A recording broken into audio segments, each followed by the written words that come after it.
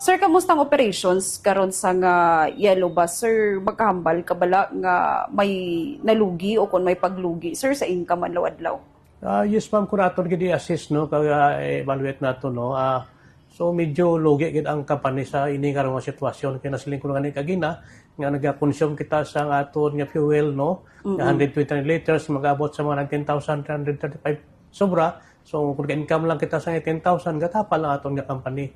That's why, so, muna sa ginahimo naton gani nga kapangita kita sa mga pamaagi na lang para lang makasave kita sa nga fuel. Opo, opo. Last, sir, bilang isa sa mga pangunahin no, nga transport provider sa rehiyon, ano ang mensahe sa Yellow Bus Company sa publiko? Kag manginman sa mga pasahero nga nagabiyahe sa Semana Santa agud na mangin hapsay kag safety, sir, ang ilang pagbiyahe? Okay na, first of all, no, pasalamat ako sa radio station, no, sa nga Pamboradyo, sa ini nga programa no, nga hindi ka ang itasang time, mapabot na to, no, ang aton nga message, no, sa aton nga riding customer. So in behalf sa YBL Management, nagapasalamat kita ang Yellow Bus, no, sa padayon nga pag-suporta sa aton nga mga riding customer.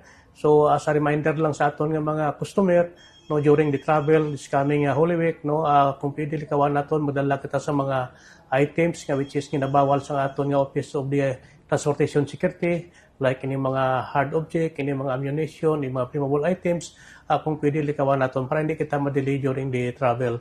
Likewise, hangyo man na sang hangyo makitano sa aton nga mga riding customer kung tani gamay lang understanding sa situation naton, kung kaisa ga dili ang aton nga interval atong ina sang sitwasyon nga sa kamal sang krudo. So gamay lang gid nga hangyo nga tani ma-understand nila ang sitwasyon karon sa ini nga mga panahon.